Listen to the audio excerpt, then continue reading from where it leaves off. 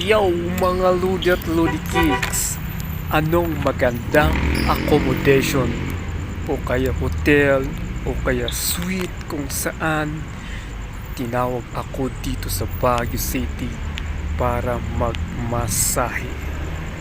Gusto niyo po bang malaman kung ano itong magandang lugar kung saan magandang magstay sa Baguio para magpalipas ng gabi para sa kinabukasan?